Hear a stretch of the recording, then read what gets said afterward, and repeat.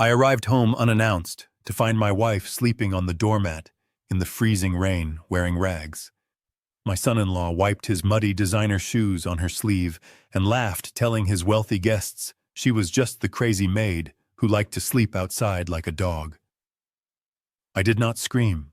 I stepped out of the shadows, and the laughter died instantly because he was wearing the $1,200 shoes I bought him, but he was about to pay a price higher than his life. If you are listening to this and you think you know the people you love, take a second look. My name is Harrison Prescott. I am 72 years old, and for 40 years I ran one of the largest logistics networks on the East Coast. I know how to move cargo across oceans, and I know how to spot a bad deal from a mile away.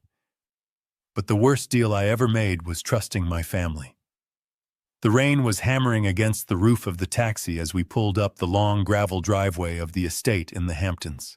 My chest still burned with a dull, throbbing ache, a reminder of the triple bypass surgery I had undergone secretly in a private clinic in Zurich 6 months ago. I had told no one about the severity of my condition, not my wife Beatrice, not my daughter Emily, and certainly not Braden, my son-in-law. I wanted to protect them from worry. I wanted to handle it alone like I handled everything in my life. I paid the driver in cash and told him to keep the change. I stood there for a moment in the darkness, letting the cold rain soak into my coat. I looked up at the house. I bought this property 3 years ago for $4.5 million. It was a gift for Emily, but mostly it was intended as a sanctuary for Beatrice and me in our twilight years. It was supposed to be quiet. It was supposed to be a home. But tonight, the windows were blazing with light. The bass from a sound system rattled the double oak front doors. Expensive cars lined the driveway like a showroom. Ferraris, Porsches, Bentleys. It looked like a nightclub, not a home. I felt a surge of irritation. I had explicitly told Braden no parties while I was gone. I wanted Beatrice to have peace. I limped toward the front porch. My legs were still weak from months of bed rest and physical therapy. The wind howled off the Atlantic Ocean, cutting through my clothes. As I climbed the stone steps, I saw a bundle of something lying on the welcome mat right next to the door. At first I thought it was a pile of old laundry, or maybe a large dog bed that had been left out in the storm. I moved closer, squinting through the rain. The bundle moved. It shivered. I froze. It was a person. A small, frail person curled into a fetal position, trying desperately to conserve heat. They were covered in a dirty, oversized gray sweatshirt that looked like it had been pulled from a dumpster. The person was clutching something tightly to their chest. I knelt down, ignoring the sharp pain in my surgical scars. I reached out a trembling hand and pulled back the hood of the sweatshirt. The air left my lungs. It was Beatrice, my wife of 50 years, the woman who had stood by my side when I was a truck driver earning minimum wage, the woman who wore pearls with the grace of a queen. She was unrecognizable. Her silver hair was matted and filthy. Her face was gaunt, the skin stretched tight over her cheekbones like parchment paper. She smelled of urine and old garbage. Her lips were blue from the cold. "Beatrice," I whispered, my voice cracking. She did not open her eyes. She whimpered and pulled the object in her hands closer. I saw what it was. It was a heel of stale bread, hard as a rock. She was holding it like it was a diamond. "Beatrice, it is me. It is Harrison." She flinched away from my touch. She muttered something incoherent, a string of terrified sounds that made no sense. She did not know who I was. She looked at me with the eyes of a hunted animal. Before I could process the horror of what I was seeing, the heavy oak front doors swung open. A wave of warmth and loud jazz music rolled out onto the porch. Laughter spilled out with it. I instinctively pulled back into the shadows of the large stone pillar by the door. Braden stepped out.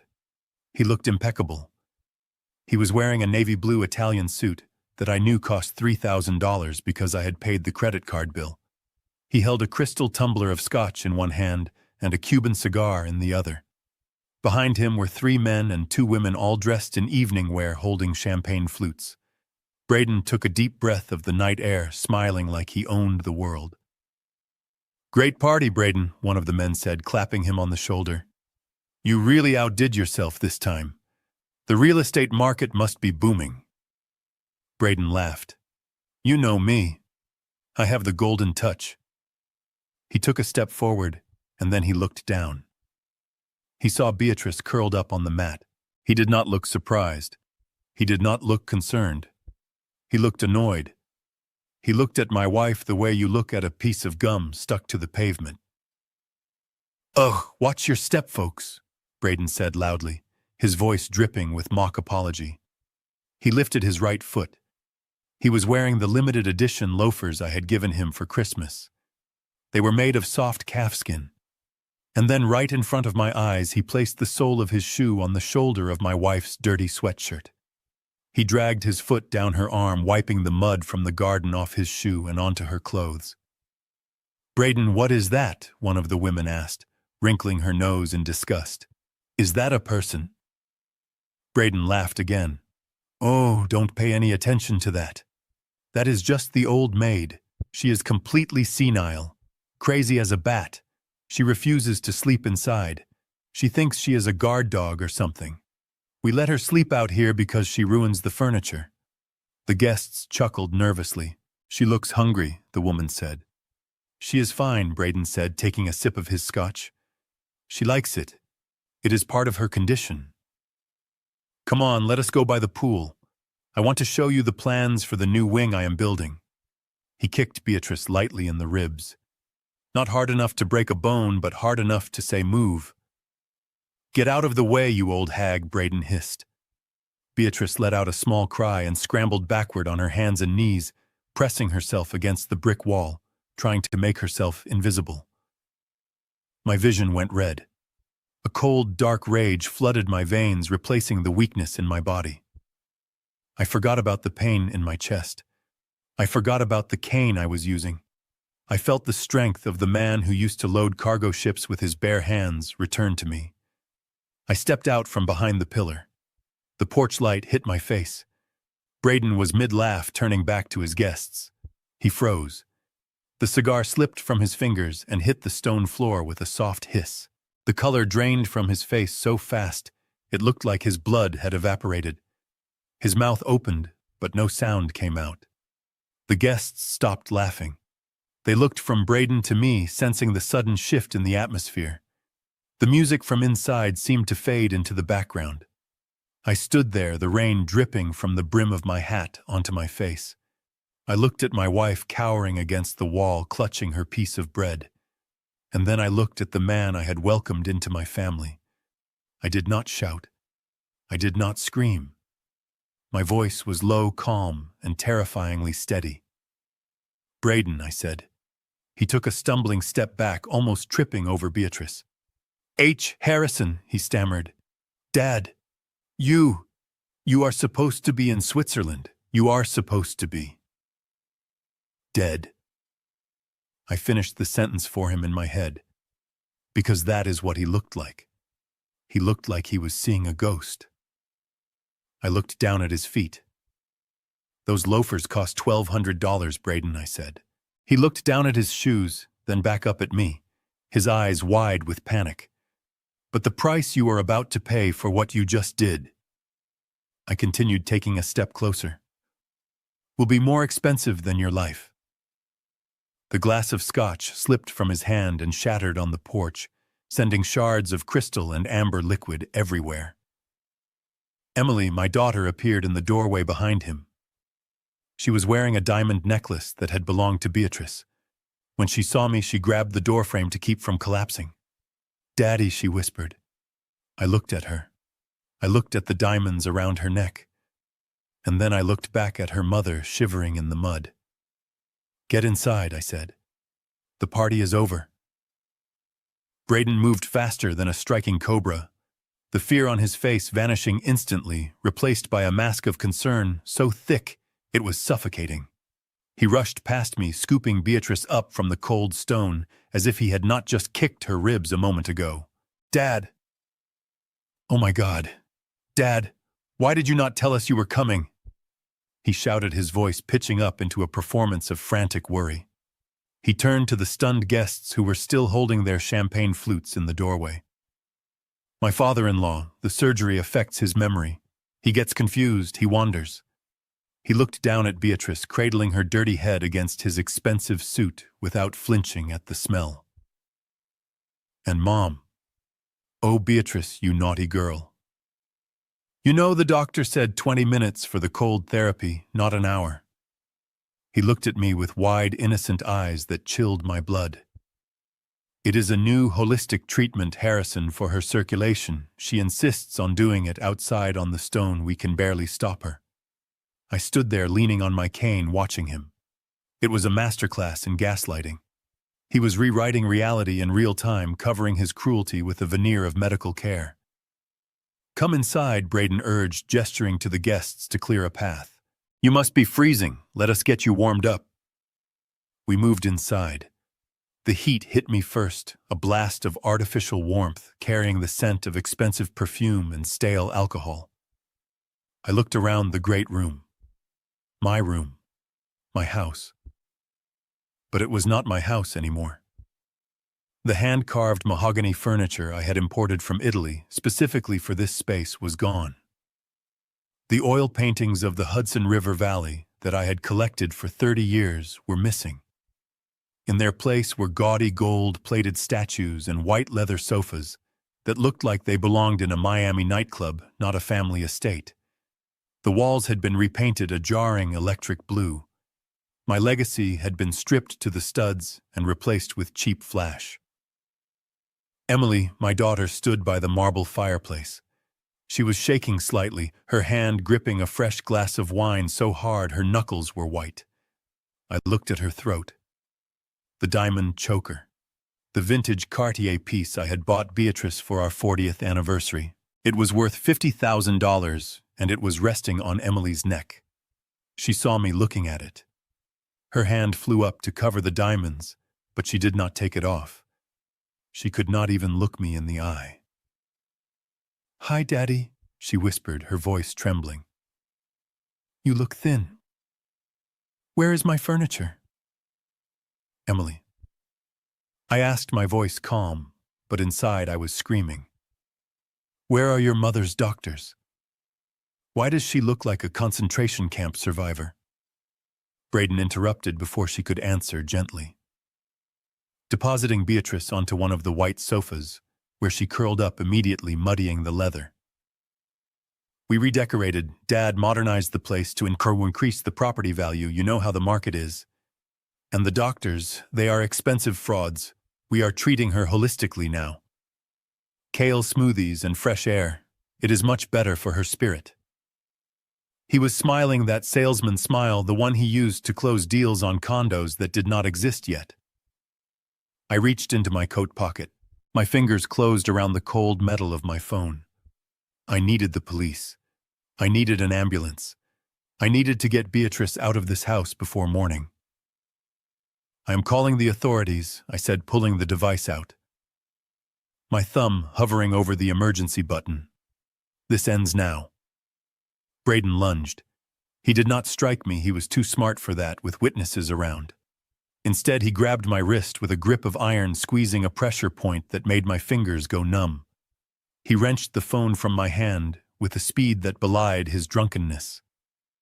"No, no, no," he said, shaking his head at the guests who were watching with morbid curiosity. "See the anesthesia, he is paranoid. He thinks we are enemies. It is a side effect of the bypass post-operative delirium." He slipped my phone into his own pocket, patting it securely. "I will keep this safe for you, Dad. You need rest. You are clearly not yourself." "Give me my phone, Braden," I growled, trying to stand tall, but my chest was throbbing and my legs felt like lead. "Gentlemen," Braden snapped his fingers. Two men stepped out from the hallway leading to the kitchen. They were not my security detail. I had never seen them before. They were massive, wearing ill-fitting black suits with necks as thick as tree trunks and dead eyes. They moved with the heavy grace of hired muscle. "Escort."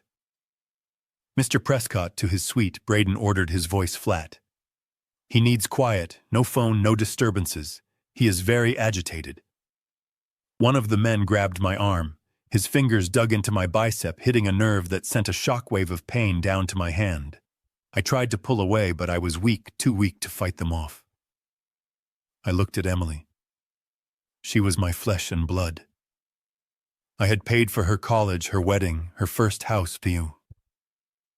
Emily, I said, my voice rough. Stop this. Help me. She turned her back. She picked up her glass and stared into the fire, refusing to acknowledge the father being manhandled in her living room. The men did not drag me toward the grand staircase leading to the master bedroom on the second floor. They pulled me toward the narrow service door that led to the lower levels. My room is upstairs, I said, digging my heels into the plush carpet. Not anymore, Braden said, stepping close to me, his voice dropping to a whisper so only I could hear. The master suite is ours now. Dad, you get the guest quarters downstairs. It is quieter there, better for your condition. He winked, a slow, deliberate wink that told me exactly who was in charge. The guards hauled me backward. As we passed the large hallway mirror, I caught a glimpse of the group. Braden looking smug, adjusting his cuffs. Emily drinking to forget. And Beatrice. Braden was holding her upright, posing as the dutiful son-in-law. As I was dragged away, our eyes met in the reflection of the glass. I searched for my wife. I searched for the woman who knew my soul. The woman who had held my hand through bankruptcy and success, through joy and grief. But there was nothing there. Her pupils were dilated to the size of saucers swallowing the iris. She did not look at me with love or even recognition. She looked at me with the blank, glassy stare of a stranger. She did not blink. She did not cry out.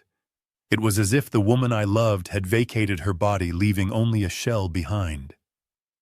They had not just neglected her. They had erased her. And as the basement door loomed closer, I realized with a terrifying clarity that I was now a prisoner in the empire I had built.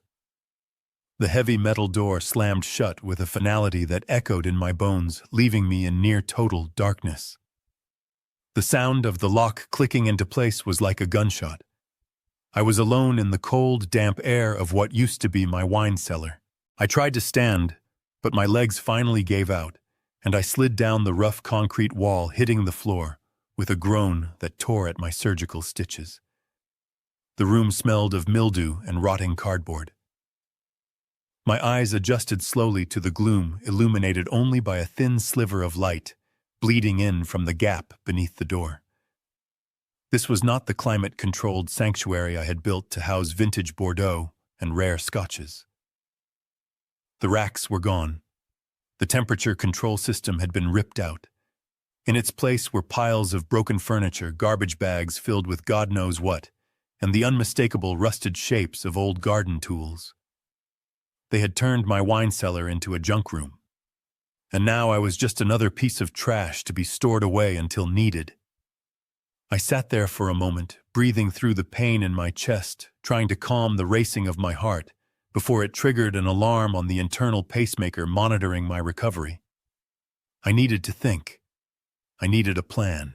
But before I could formulate a strategy, the lock clicked again. The door swung open, and a silhouette filled the frame. It was one of the guards. He was holding something, no someone. He stepped inside and unceremoniously dropped his burden onto a pile of old curtains in the corner. It was Beatrice. She landed with a soft thud, making no sound of protest, just a small whimper that broke my heart into 1,000 jagged pieces. "Sweet dreams," the guard sneered. "Don't make a mess." The door slammed shut again, plunging us back into the semi-darkness. I scrambled across the floor on my hands and knees, ignoring the sharp debris digging into my palms. "Beatrice," I whispered, reaching out until my fingers brushed the rough fabric of her sweatshirt. "Beatrice, it is me." She was shivering violently.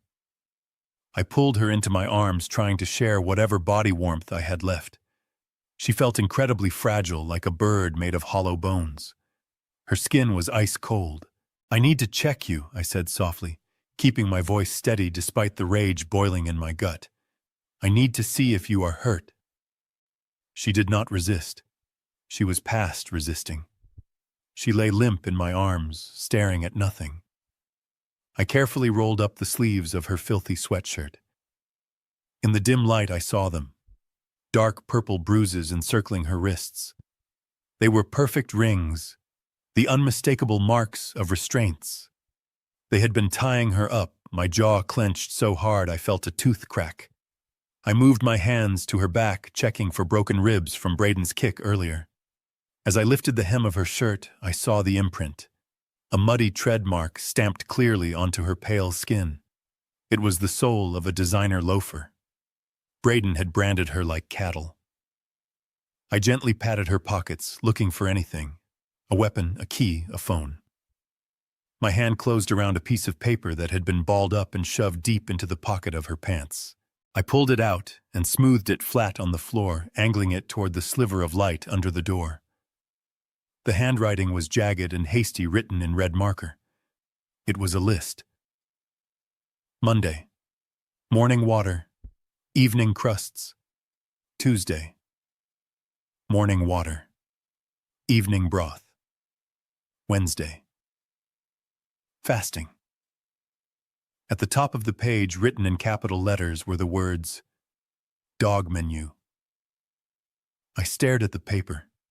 The letters swam before my eyes. This was not just neglect. This was systematic torture. They were starving her. They were dehumanizing her. They were treating the woman who raised their wife, the woman who signed the checks for their first cars, like a stray animal they were trying to kill without leaving a mark.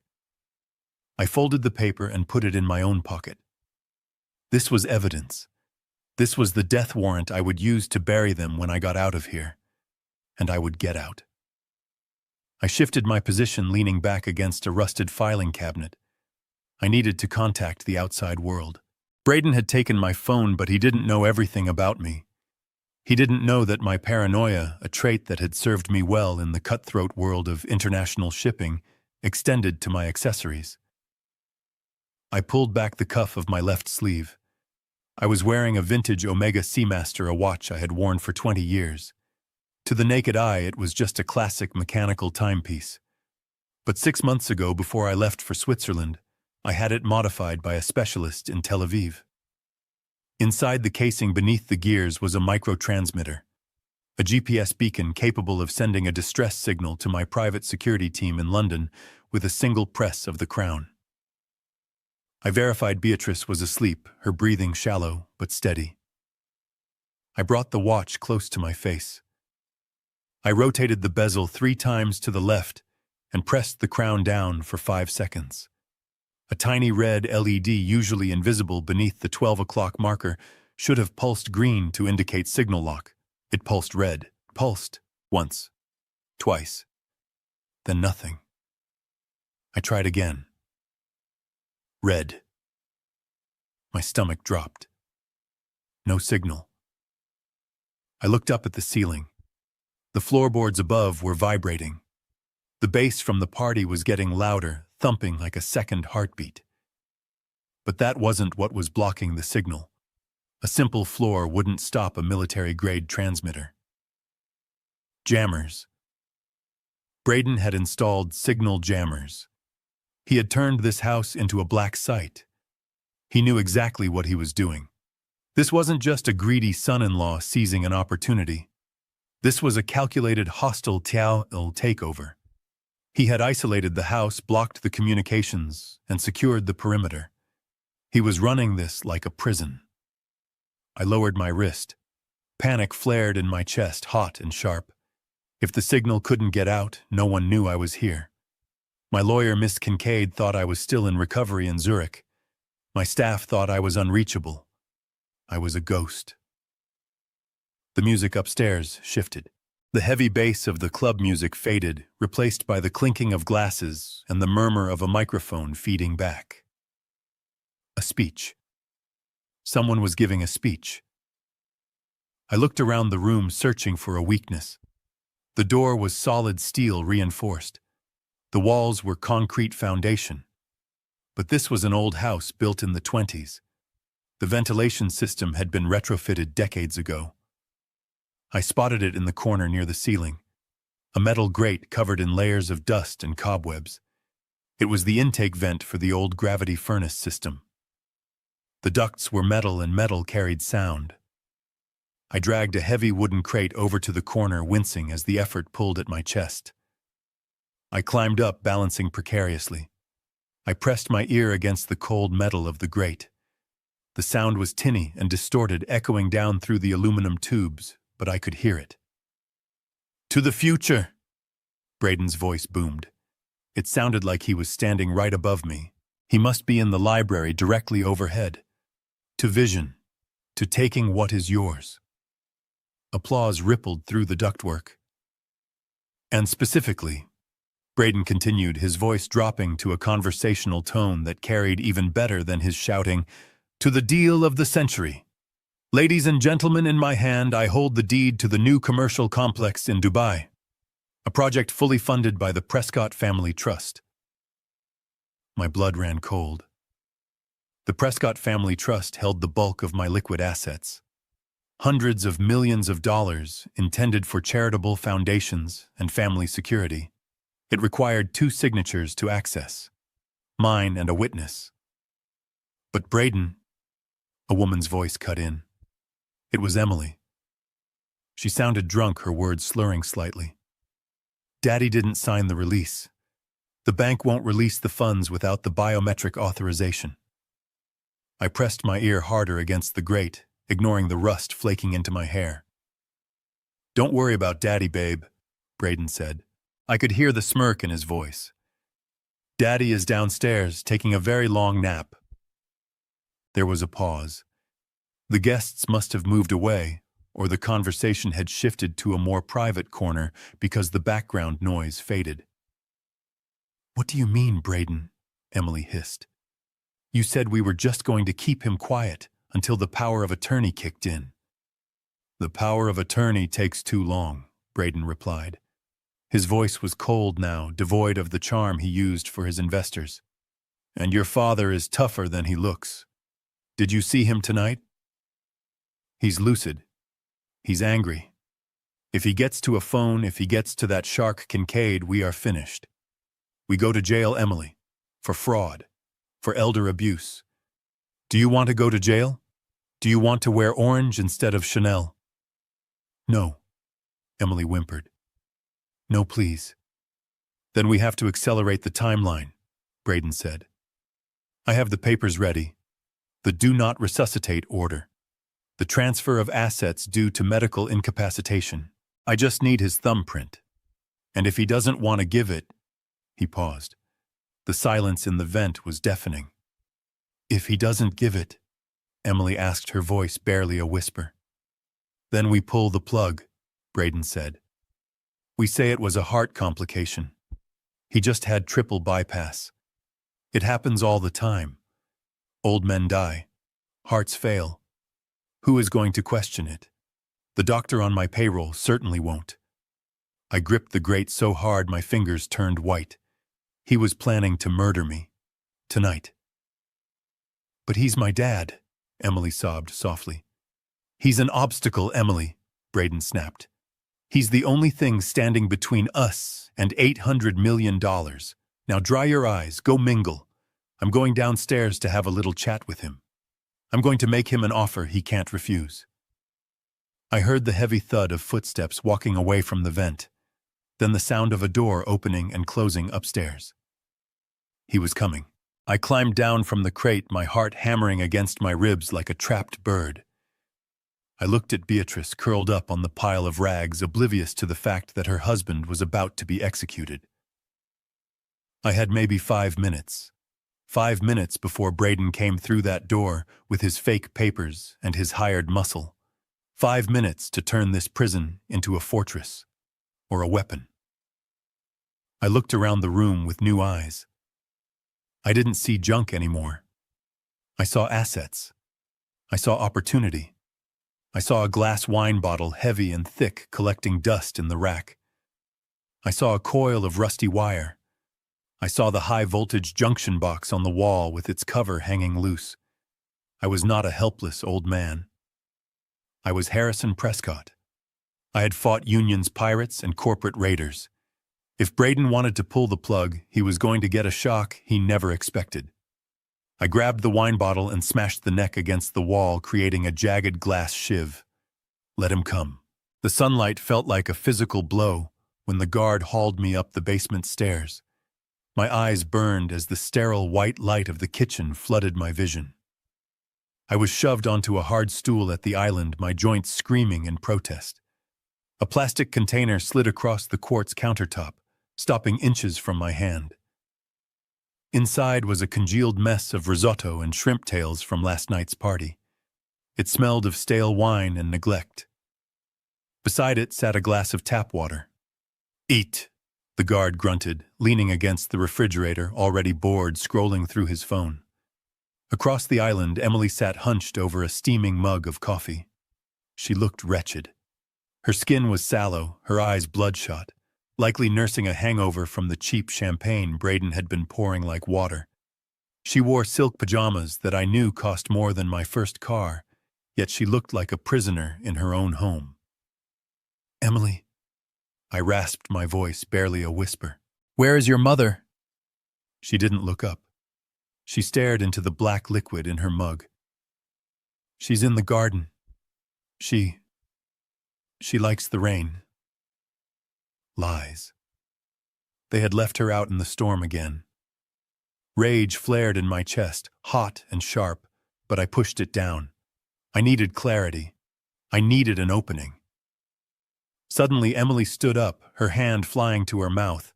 She looked green. Without a word, she rushed toward the powder room down the hall, retching before she even cleared the doorway. She left her iPad Pro sitting on the counter. The screen was still glowing. I looked at the guard. He was laughing at something on his phone, completely checked out. This was it. I leaned forward, feigning a cough to cover the sound of the tablet sliding across the smooth stone. I pulled it close, shielding it with my body. My fingers hovered over the screen. Passcode. I didn't need to guess. Emily had used the same code since high school. 1990, her birth year. The device unlocked. I didn't go to email. I didn't check the news. I went straight to the browser and typed in the URL for Zurich Private Bank. My hands were trembling, not from fear, but from a focused, lethal adrenaline. I entered my username. The password was a string of alphanumeric characters based on the hull numbers of my first 3 cargo ships, a sequence I had memorized 20 years ago. The page loaded. The spinning wheel seemed to mock me for an eternity. Then the dashboard appeared. The air left my lungs.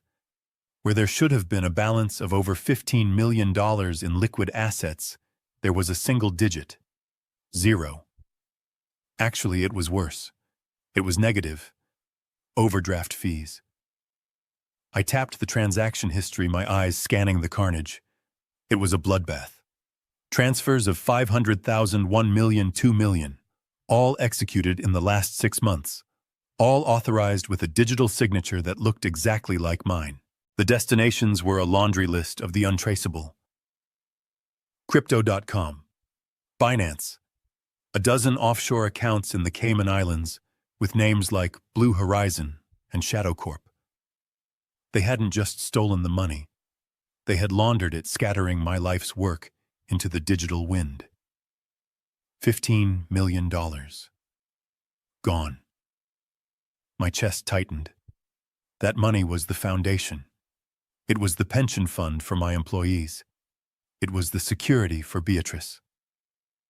"Looking for something, Dad?" The voice was smooth, mocking. I didn't have time to close the tab. Braden walked into the kitchen, smelling of expensive cologne and arrogance. He looked fresh, rested, wearing a polo shirt that showed off his gym-sculpted arms. He walked right up to me and plucked the tablet from my hands, as easily as taking candy from a baby. "You shouldn't be looking at screens," he said, his voice dripping with faux concern. "The blue light is bad for your recovery. The doctor said you need mental rest. You stole $15 million.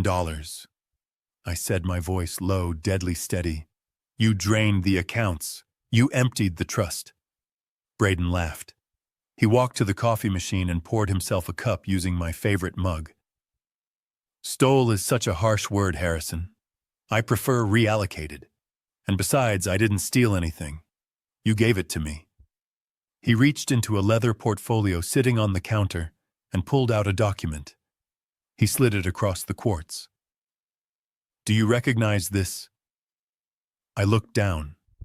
It was a durable power of attorney. It granted Braden full legal authority over my finances, my medical decisions, and my assets. At the bottom was my signature. It wasn't a forgery. It was my handwriting, shaky weak, but mine. I remember. I whispered, the memory clawing its way through the fog of the past. "The night before the surgery, in the hotel, you said it was a hospital release form. You said they needed it just in case. And you signed it," Braden said, taking a sip of coffee. "You trusted me. And the best part? The incapacitation clause. It covers mental confusion, paranoia, post-operative delirium.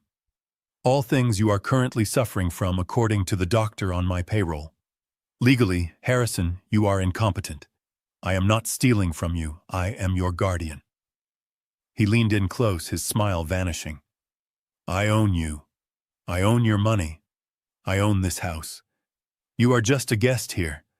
A guest we can evict whenever we want."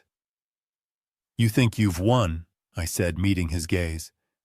"But you moved too fast. The IRS flags transfers over $10,000. You moved millions. The paper trail will hang you. The accounts are in your name, Harrison." Braden countered, his eyes cold.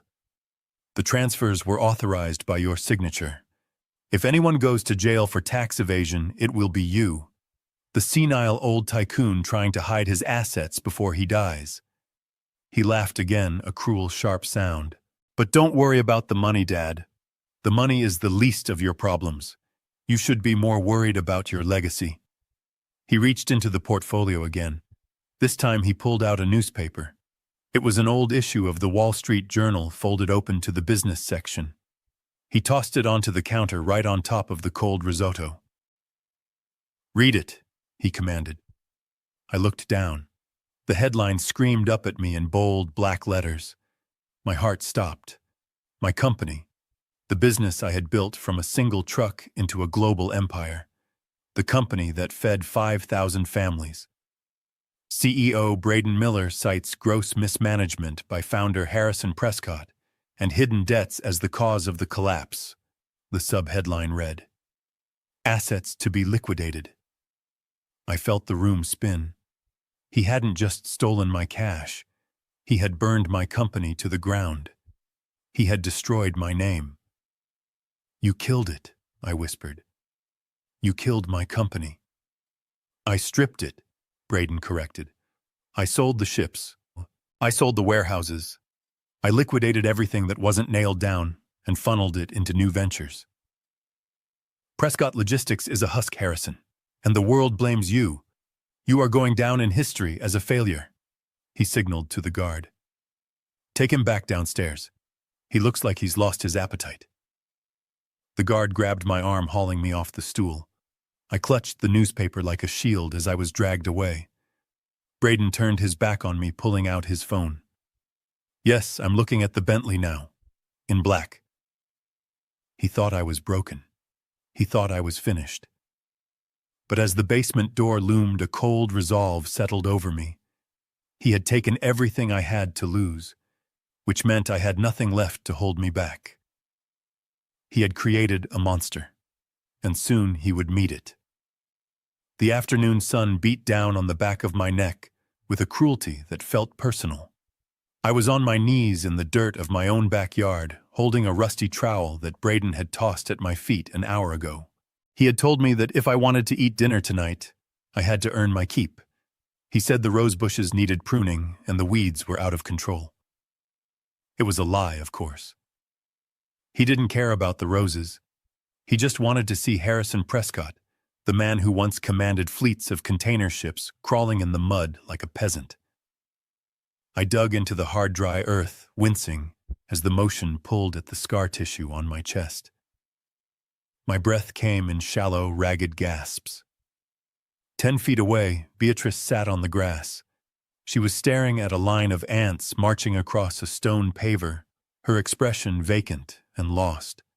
She was wearing the same filthy sweatshirt, and she was humming a discordant tune that had no melody. I crawled over to her, dragging my stiff leg. The guard stationed by the back door was busy flirting with one of the housemaids and wasn't paying attention to us. "Beatrice," I whispered, wiping a smudge of soil from her cheek with my thumb. "It is me. It is Harrison. Look at me." She didn't blink. She continued to watch the ants rocking back and forth slightly. Her eyes were glazed over a milky film of dissociation that made her look like a doll left out in the rain. I felt a surge of despair so black it almost swallowed me whole. They had broken her. They had taken my brilliant, vibrant wife and turned her into this shell. I reached for her hand, intending to squeeze it to offer some small comfort in this hell we were living in. As my fingers closed around hers, her humming stopped abruptly. Her hand, which had been limp a moment ago, suddenly gripped mine with a strength that shocked me. It was a vice grip, sharp and desperate. I froze. I looked at her face. Her expression hadn't changed. She was still staring at the ants. Her mouth was still slack. But her eyes had shifted. For a split second, the fog cleared. The vacancy vanished, replaced by a razor-sharp clarity that I remembered from 40 years of marriage. She wasn't looking at me directly. She was too smart for that, knowing we were being watched, but she was present. She wasn't crazy. She wasn't senile. She was playing the role of a lifetime. She was surviving the only way a defenseless woman could in a house full of wolves. She had made herself invisible by making herself pathetic. "Harrison," she breathed. The word was barely a ghost of a sound, not even a whisper, just a shaping of air. I leaned in closer, pretending to adjust the collar of her shirt, shielding our faces from the guard. "I am here, Beatrice," I murmured. "I am going to get us out." "False bottom," she whispered, her lips barely moving. "In the study. The safe. 241085. My heart hammered against my ribs. 241085. October 24th, 1985. Our wedding anniversary. She knew. She knew about the new safe Braden had installed. She had been watching him, listening to him, while he treated her like furniture. She had gathered intel while they mocked her. "Don't react," she hissed, the old steel returning to her voice. "They are watching. He is drowning Harrison. He is scared." Before I could ask what she meant, she let out a loud, wailing moan and pulled her hand away from me, flapping her arms as if she were chasing away invisible flies. She went back to rocking, back to the vacant stare, back to being the crazy old maid. I sat back on my heels, stunned. My wife was a warrior. She had just handed me a weapon. I looked up toward the house.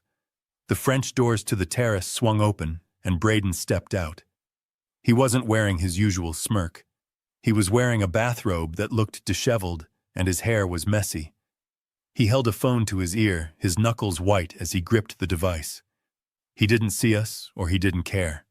He paced the length of the slate patio, aggressively kicking a patio chair out of his way. I watched him closely.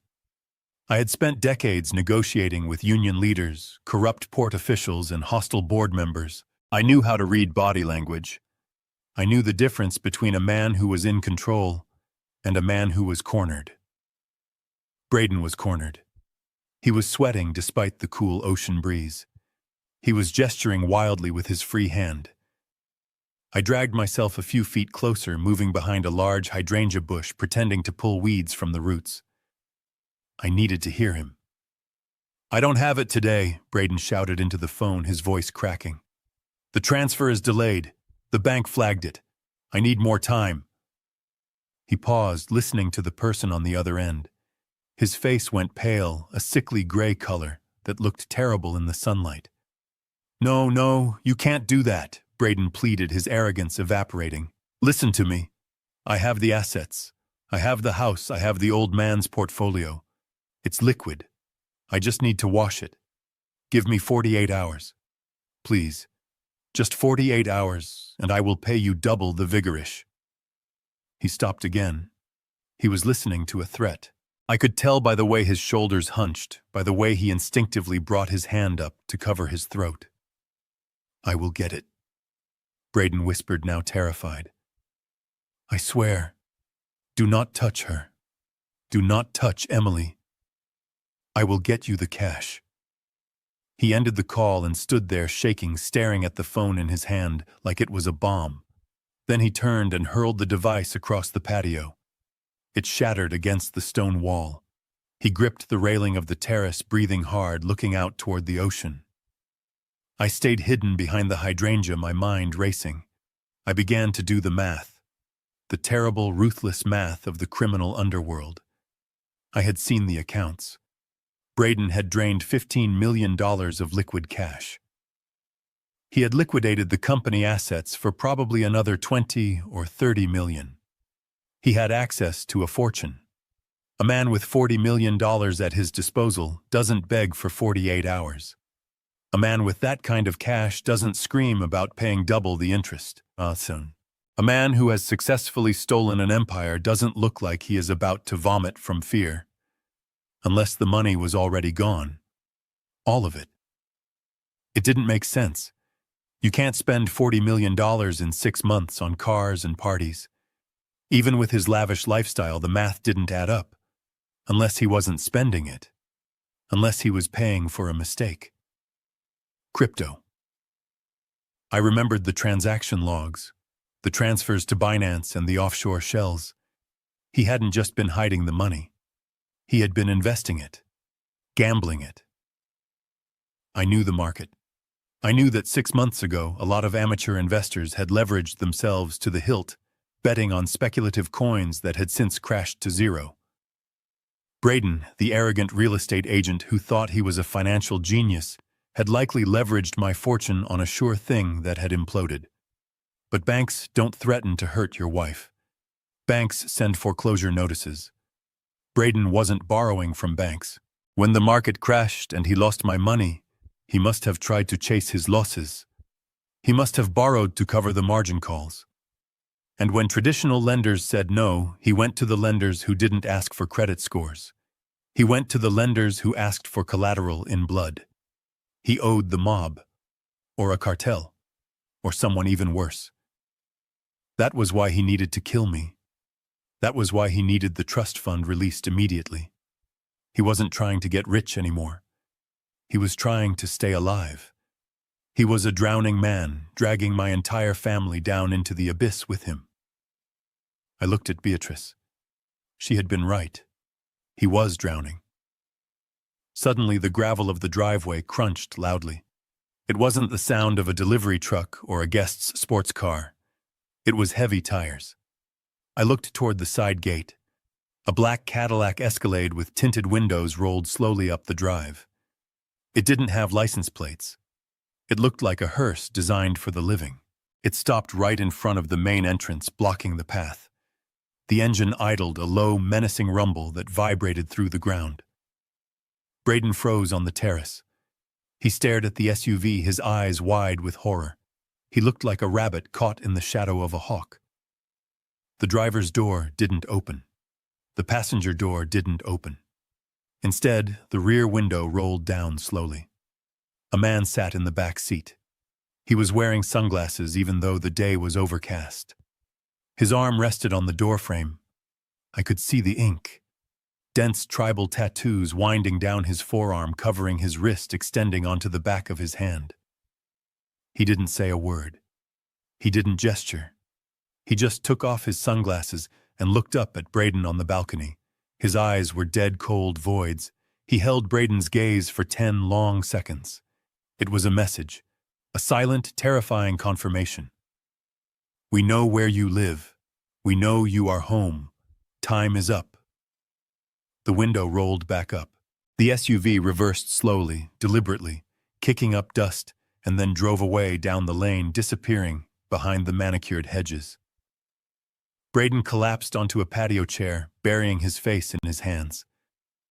I looked at the gate where the car had vanished. I felt a cold chill that had nothing to do with the wind. The wolves weren't just inside the house anymore. They were at the door, and Braden had just invited them in. I looked back at Beatrice. She gave me a tiny, imperceptible nod. Tonight. It had to be tonight. I had the code. I had the motivation. And now I knew exactly who the real enemy was. I wasn't just fighting a greedy son-in-law. I was fighting for our lives against a clock that was ticking down to zero. I stood up, clutching the trowel. My hand wasn't shaking anymore. I was ready to dig, but not for weeds. I was digging for the truth that would bury Braden forever. The grandfather clock in the hallway chimed 3 times, deep and mournful vibrations that seemed to shake the dust off the floorboards. I waited for the echo to die down. The house was finally silent. The guard Braden had posted at the top of the basement stairs was a heavy sleeper. I had listened to his breathing shift from the rhythm of a conscious man to the deep, rattling snore of the exhausted for the last hour. He was sprawled in a chair by the kitchen door, probably dreaming of how he would spend the money Braden didn't have to pay him. I pushed the basement door open. It moved silently on the hinges I had greased earlier, with a dab of cooking oil I'd scavenged from the trash. I stepped out into the hallway barefoot. My shoes would have been too loud on the hardwood floors. The cold varnish bit into my soles, but I didn't care.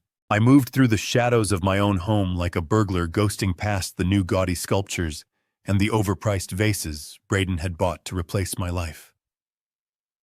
The study was on the first floor down the east wing. It had been my sanctuary for 30 years, a place of oak and leather and the smell of old paper. Now, as I slipped inside and closed the door softly behind me, it smelled of stale cigar smoke and fear. I didn't turn on the light. The moonlight filtering through the heavy velvet drapes was enough. I moved to the desk. It was a monstrosity of glass and chrome, completely out of place in the room. I ignored it and went straight to the built-in bookshelves on the far wall. Beatrice had been right. The false bottom was in the cabinet where I used to keep my nautical charts. I knelt down, my knees popping audibly in the silence. I prayed no one heard. I felt along the bottom of the shelf until my fingers found the hidden catch. It clicked. The panel swung open, revealing the cold steel face of a wall safe. It wasn't the old analog safe I had used. This was new digital state-of-the-art.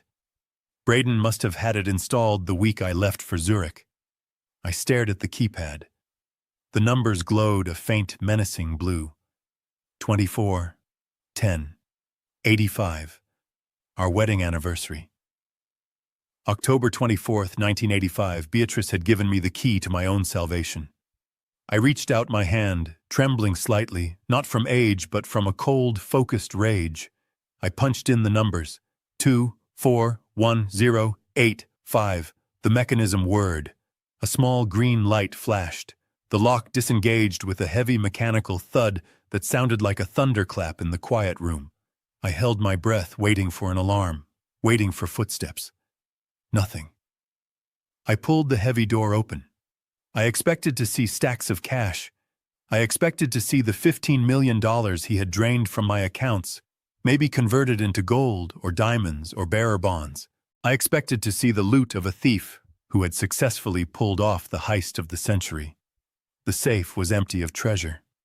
It was stuffed with paper. I reached in and pulled out a stack of documents bound with a rubber band.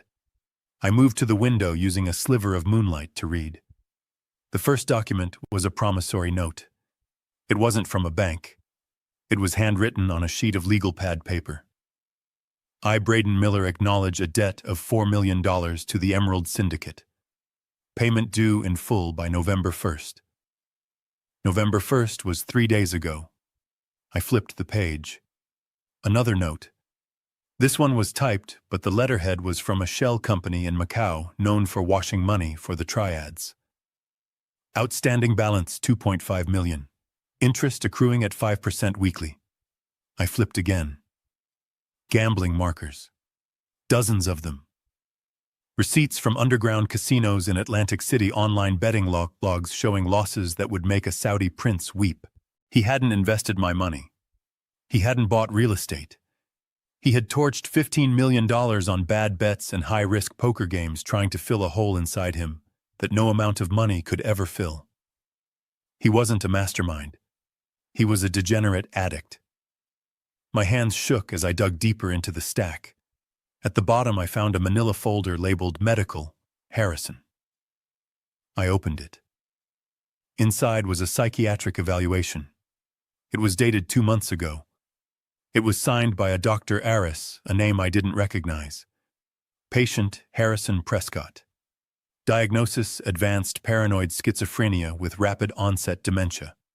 Patient exhibits violent tendencies, delusions of persecution, and inability to manage financial or personal affairs. Recommend immediate and permanent conservatorship. Prognosis: terminal mental decline. It was a fabrication, a complete work of fiction designed to strip me of my rights. This was the gun they were holding to my head. With this paper, they could lock me away in a facility forever. They could drug me until I really was a vegetable. They could legally kill me without ever pulling a trigger. I felt a wave of nausea. This was premeditated. This wasn't just about covering debts. This was about erasing a human being. I reached back into the safe to see if there was anything else. My fingers brushed against cold plastic. It was a phone. A cheap disposable burner phone, black and nondescript. I pulled it out. The battery was low, the screen dim. I pressed the power button. It booted up, showing a generic wallpaper. There were no apps, no contacts saved, just one message thread. I opened it. The most recent text had come in 20 minutes ago. You are out of time, Braden. We know you are in the house. We know the old man is back. We don't care about your family drama. We want our money. I scrolled up. Please, I need another day. Just one day. I have the assets locked down, Braden had replied 3 hours ago. The response from the unknown number was chilling in its simplicity. You have 24 hours. Send the coin, or we send a courier for your wife's finger. The left one, with the ring. I stared at the glowing screen. The air in the room seemed to drop 10 degrees. They weren't coming for Braden. They were coming for Emily. He had used his own wife, my daughter, as collateral for his gambling debts. He had put a price on her head to buy himself time. This was the leverage. This was the truth that would shatter the lies he had spun for her.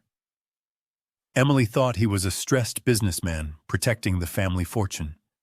She didn't know he had sold her safety to butchers. I slipped the phone into my pocket. This was it. This was the smoking gun. With this, I could destroy him. I could show Emily exactly who she was sleeping next to. I grabbed the medical file and the debt notes, shoving them into the waistband of my trousers beneath my shirt. I had to get back to the basement. I had to hide this. I turned to leave. Click. The sound of the door latch lifting froze me in place. The library door creaked open. A shaft of light from the hallway cut across the room, blinding me for a second. A figure stood in the doorway, silhouetted against the light. It was Emily. She was wearing a silk robe, her hair loose around her shoulders. Her face was pale, her eyes wide and dark with insomnia. But it wasn't her presence that stopped my heart. It was what she was holding. In her right hand, gripped tight enough to turn her knuckles white, was a paring knife. A sharp 4-inch blade she must have taken from the wet bar. She stepped into the room, kicking the door shut behind her, with her heel plunging us back into the semi-darkness. "Daddy," she whispered. Her voice was trembling, fragile as glass. I stood still, my hands raised slowly. "Emily," I said softly. "It is me. Put the knife down." She didn't lower it. She raised it, pointing the tip at my chest. She looked terrifying. She looked broken.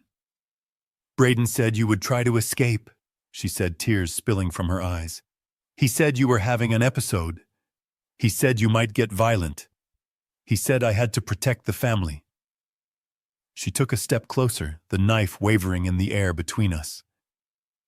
Emily, look at me, I said, keeping my voice level, fighting the urge to rush her. Look at your father. Do I look crazy to you? Or do I look like a man who just found out his son-in-law sold you to the mob? She blinked, confusion warring with the fear in her eyes. What? I slowly reached into my pocket and pulled out the burner phone. I am not the one you need to protect yourself from, Emily, I said, holding the phone out to her like an offering. Read this. She hesitated, the knife still pointed at my heart. Read it. I commanded, my voice sharpening with the authority I hadn't used in years. Read what your husband thinks you are worth. She reached out with her free hand, her eyes never leaving my face, and took the phone. She looked down at the screen. I watched her face as she read the message. I watched the moment her world ended. The paring knife clattered to the hardwood floor with a sound that seemed deafening in the silence of the library. It bounced once, spinning on its handle before coming to rest against the leg of the heavy oak desk. Emily did not look at it. She did not look at me. Her eyes were locked on the small, glowing screen of the burner phone in her hand. I watched the blood drain from her face. It started at her lips, turning them a pale, ghostly gray, and spread upward until she looked like a wax statue. Her breathing hitched, catching in her throat, like she had forgotten how to inhale. She read the message once. Then she read it again. I could see her eyes darting back and forth, scanning the brutal words that reduced her existence to a bargaining chip. A finger. The left one with the ring. She let out a sound that was half sob and half retch.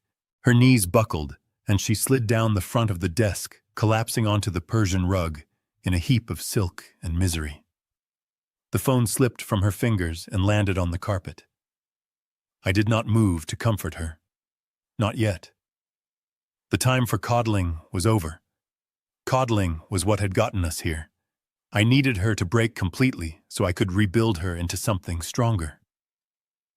He does not love you, Emily, I said, my voice cold and hard, cutting through her sobbing. He does not even see you. To him, you are not a wife. You are not a partner. You are a shield. You are a piece of meat he is throwing to the wolves to buy himself another 24 hours of life. She shook her head violently, her hands covering her ears, as if she could block out the truth. No, she moaned. No, he is stressed. He is in trouble, but he wouldn't. He wouldn't let them hurt me. He already has, I countered, stepping closer, looming over her. He drained $15 million from my accounts in 6 months. Do you know where that money went? It did not go into this house. It did not go into his failed real estate deals. It went into the digital void. Crypto. Gambling. High-risk loans. He burned through a fortune that took me 40 years to build, and he did it with a smile on his face while he poured you cheap champagne. I kicked the knife away, sending it sliding under the sofa. He is desperate, Emily. A desperate man has no loyalty. He has sold you. That text message is a receipt. You are the collateral for his bad bets. And when the sun comes up, if he does not have the money, they are coming for you. Not him. You. Emily looked up at me then. Her mascara was running down her cheeks in black streaks. Her face was twisted in a rictus of agony, but beneath the pain I saw something else. I saw shame. Deep, corroding shame. She didn't look surprised enough. The realization hit me like a physical blow. She knew. Not about the mob, not about the finger, but she knew he was no good.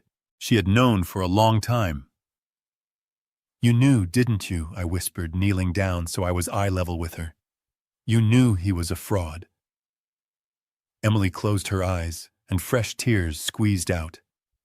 I knew he had someone else, she whispered, her voice barely audible. The air in the room felt suddenly heavy. Who? I asked. Her name is Jessica, she said, the name tasting like poison in her mouth.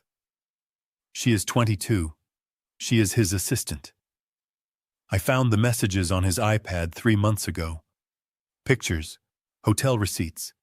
He bought her a bracelet, a Cartier bracelet, the same one I wanted.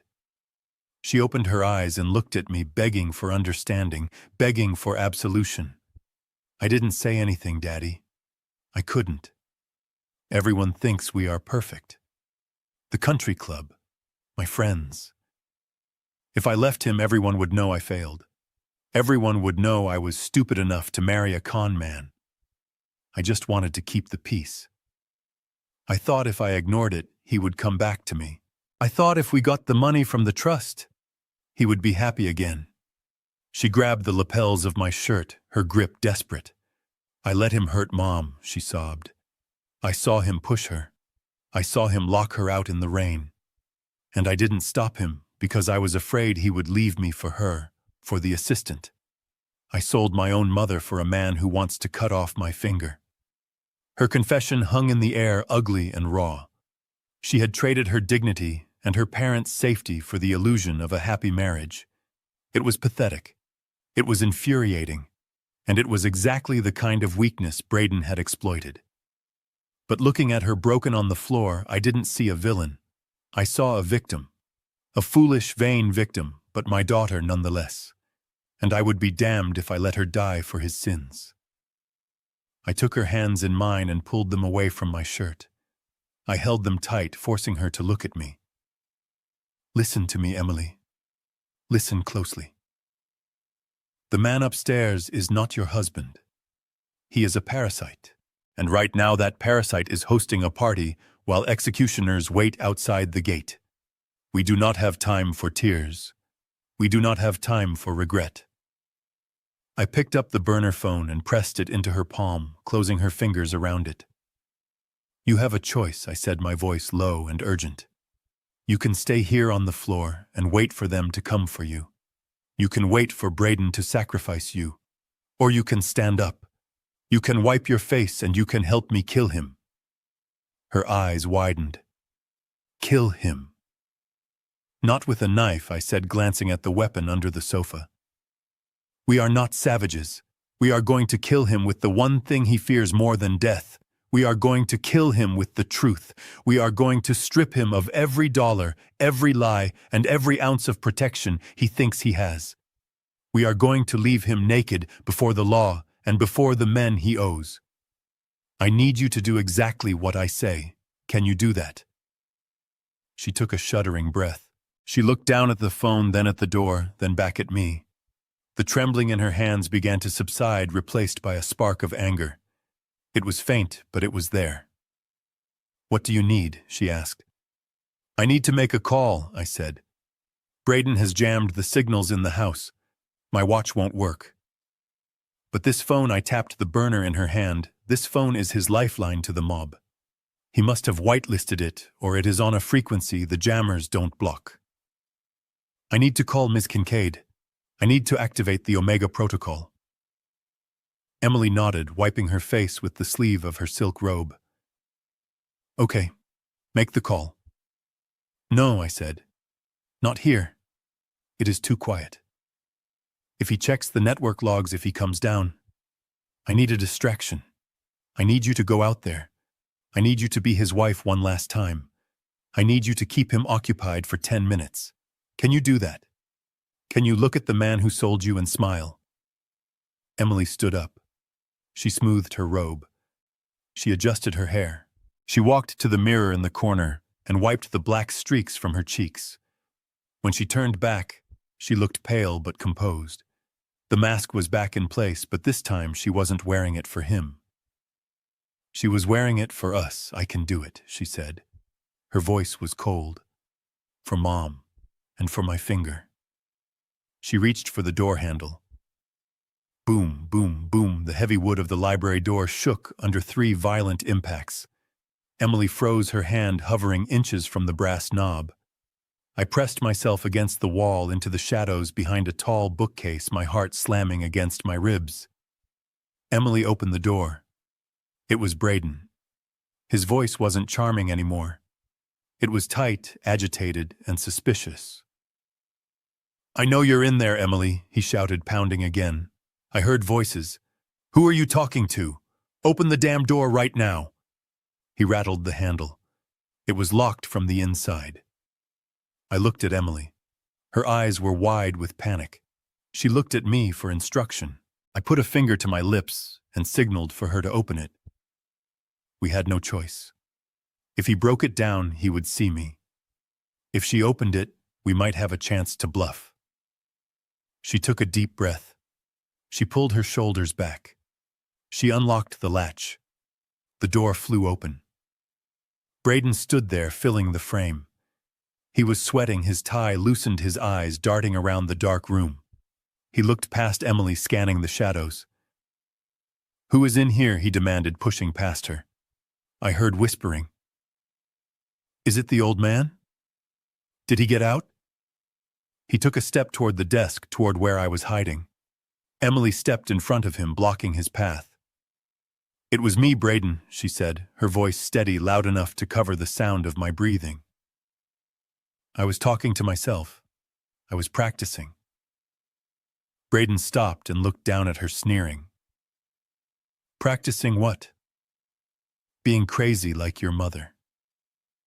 "Practicing my toast," Emily said, lifting her chin. "For the investors.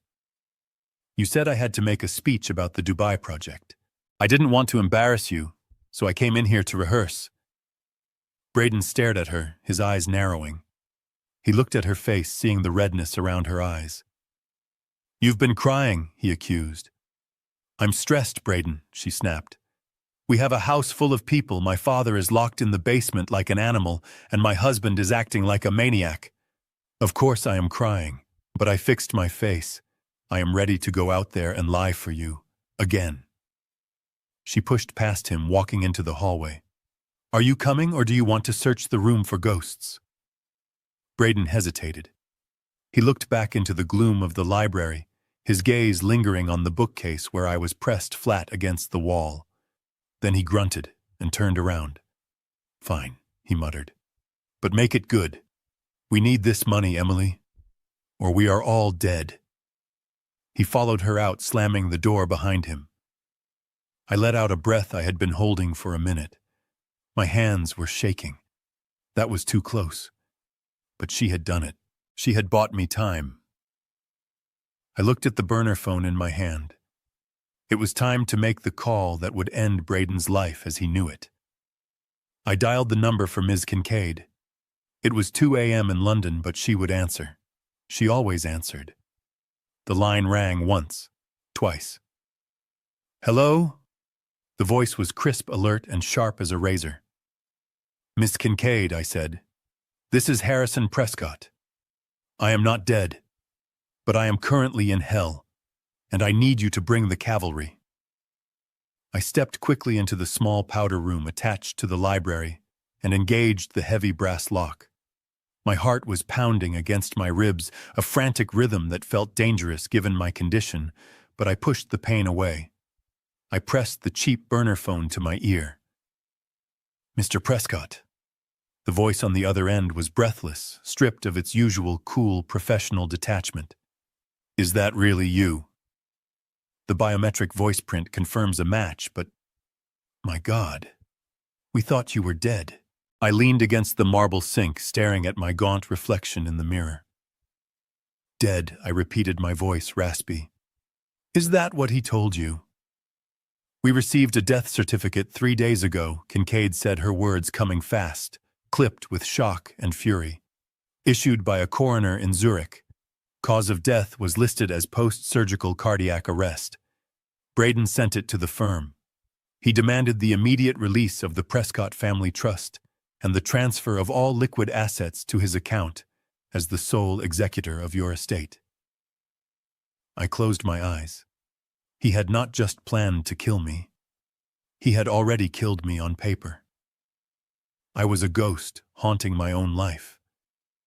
That was why he was so desperate. That was why he needed me to stop breathing tonight.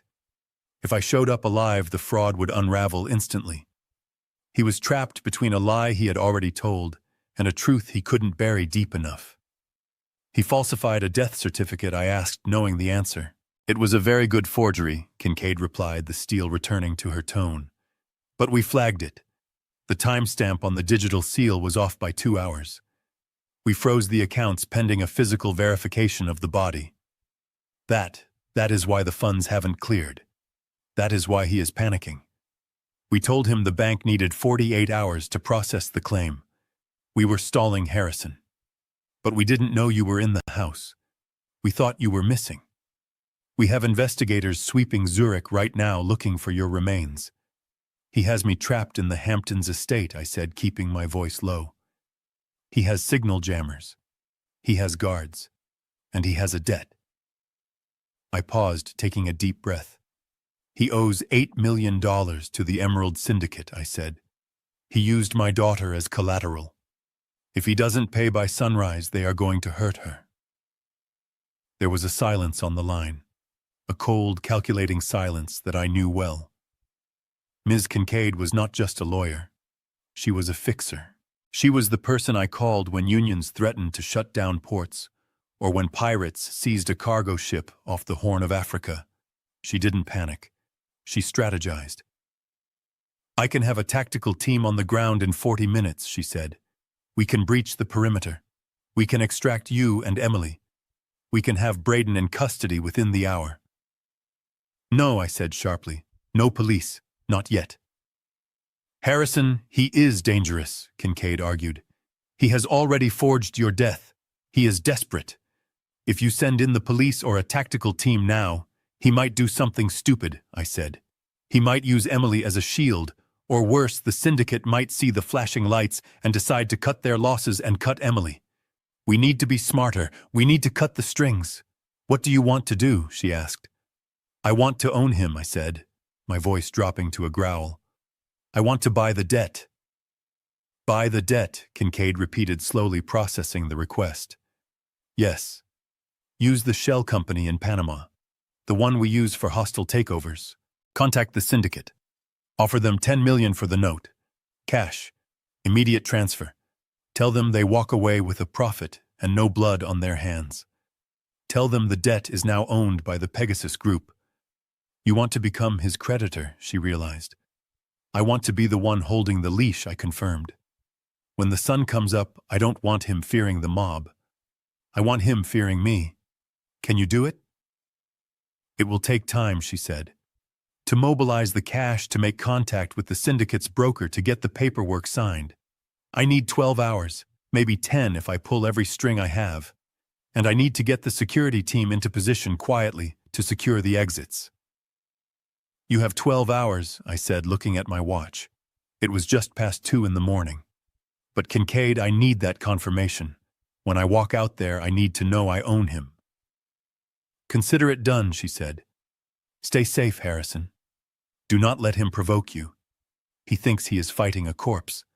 Let him believe it. I ended the call. I took the SIM card out of the burner phone and flushed it down the toilet. I hid the phone itself in the water tank. I washed my face with cold water, trying to scrub away the exhaustion and the fear. I straightened my spine. I adjusted the collar of my dirty shirt. I was not a victim anymore. I was the CEO, and I was about to conduct a hostile takeover of my own home. I unlocked the bathroom door and stepped back into the library. The room was empty. Emily was gone. She was out there performing the role of her life, buying me time. I walked to the hallway door. I could hear the party still raging in the main hall, but the energy had changed. It was manic now, desperate. I opened the door and stepped into the corridor. Braden was standing there. He was leaning against the wall right next to the door, as if he had been waiting for me. He held a fresh glass of whiskey in his hand, but he wasn't drinking it. He was staring at the door handle, his eyes glazed and dark. When he saw me, he didn't jump. He didn't shout. He just slowly straightened up, pushing himself off the wall. He looked at me with a terrifying calmness. The panic I had seen on the terrace was gone. The fear of the mob was gone. In its place was a cold resolve. It was the look of a man who had run out of options and had decided on the only path left. He took a sip of his drink, his eyes never leaving my face. "You look tired, Dad," he said softly. "I am tired, Braden," I replied, matching his tone. "I am tired of the noise. I am tired of the lies." He nodded slowly. "I know. It is exhausting, isn't it? Trying to hold it all together. Trying to survive." He took a step toward me. He didn't look like a son-in-law anymore. He looked like an executioner. "You should go back to the basement," he said. "It is safer there. For everyone." I stood my ground, leaning on my cane. "I am done with the basement," I said. Braden smiled, but it didn't reach his eyes. His eyes were dead. "No, Dad," he whispered, reaching into his jacket pocket. "You are not done. Not yet. But soon. Very soon you won't have to worry about anything ever again." He pulled his hand out of his pocket. He wasn't holding a weapon. He was holding a small glass vial and a syringe. "It is time for your medicine," he said, taking another step. "The doctor said you need a booster. For your heart. To help you sleep." He wasn't waiting for the mob. He wasn't waiting for the bank. He had decided to close the loop himself. Tonight was the night I was supposed to die of natural causes. I looked at the syringe. Then I looked at him. "You are making a mistake, Braden," I said. He shook his head. "No, Dad. The only mistake was letting you come back from Zurich. But don't worry. I'm going to fix it." He lunged. The needle stopped inches from my neck because someone pounded on the hallway door. It was the catering manager looking for the host.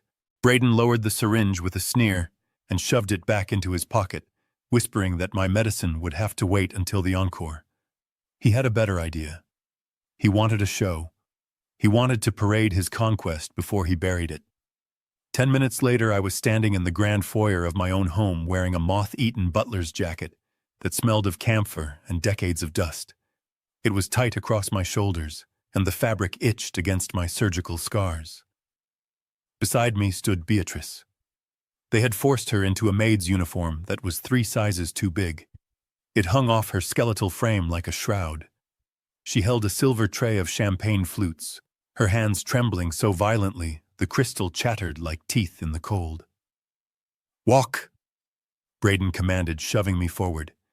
"If you drop a single glass, I will send Beatrice back to the basement for a week without food." I stepped into the light. The great hall had been transformed into a casino floor. Roulette wheels spun in the corner. A jazz band played on a raised platform. The air was thick with the smell of expensive perfume and the manic energy of greed. There were at least 50 people there. Investors, hedge fund managers, the kind of people who smelled blood in the water and mistook it for opportunity. I moved through the crowd, my leg dragging slightly. I offered drinks to men young enough to be my grandsons, men who looked through me as if I were a piece of furniture. I was Harrison Prescott. I had negotiated treaties with port authorities. I had built infrastructure that powered the East Coast economy. And now I was serving cheap, sparkling wine to grifters in my own living room. "Ladies and gentlemen," Braden's voice boomed over the microphone. He was standing on the grand staircase holding a glass of scotch, looking like a king surveying his court. "I want to introduce you to the heart of this estate." He pointed a manicured finger directly at us. The spotlight swung around, blinding me for a second. "Meet Harrison and Beatrice," he announced, his voice thick with mock affection. "My in-laws." Tragically, the dementia has taken their minds but not their spirit. They insist on working. They think this is the grand hotel they used to visit in the 50s. We let them serve. It gives them purpose. It keeps them calm. A ripple of laughter went through the crowd. It wasn't cruel laughter at first. It was the dismissive, pitying laughter of the elite looking at a novelty. "Look at them," one woman whispered loud enough for me to hear. "It is sweet, really. Like playing dress-up." I gritted my teeth so hard my jaw ached. I poured wine. I nodded. I played the part. I checked my watch. 11:45. Ms. Kincaid needed 12 hours. We were at hour 11. The security team was moving into position. The wire transfer was clearing through the Panama Shell Company. I just had to hold on. I just had to endure. I looked at Emily. She was standing near the roulette wheel, drinking heavily again. She saw me. She saw her mother shaking in the maid's uniform. She turned away, unable to watch the humiliation she had enabled. And then I saw her. A young woman detached herself from a group of investors and glided toward Braden. She was stunning in a predatory way, wearing a red silk dress that left little to the imagination. She looked to be about 22, Jessica, the assistant, the mistress. She walked up to Braden and draped her arm over his shoulder, whispering something in his ear that made him laugh. He kissed her on the cheek, right there in front of everyone, in front of his wife, in front of the investors. But it wasn't the kiss that made my blood run cold. It was her neck. Around her throat, resting against her pale skin, was a double strand of South Sea pearls with a diamond clasp. I stopped breathing. Those were not just jewelry. I had bought those pearls in an auction in Tokyo 20 years ago. Beatrice had worn them to our daughter's wedding. She had worn them to the gala when I retired. They were her favorite possession. They were the symbol of our life together. And now they were around the neck of the woman who was helping to destroy us. Beatrice saw them too. She stopped moving. She stood in the middle of the room staring at the girl's neck. For a moment, the fog in her eyes cleared completely. She wasn't looking at a mistress. She was looking at a thief. Jessica noticed the stare. She turned and looked at Beatrice with a sneer of absolute disgust. "Can I get a refill?" she snapped, thrusting her empty glass toward my wife. "And try not to shake so much this time. You are making me nervous." Beatrice did not move. She was paralyzed, her eyes locked on the pearls. "Did you hear me?" Jessica hissed. "Pour the drink." Braden descended the stairs, walking toward them, sensing a scene. He wrapped an arm around Jessica's waist, staking his claim. "Come on, Beatrice," he said, his voice loud and condescending. "Service with a smile, remember. Pour the lady a drink." Beatrice tried. I saw her try.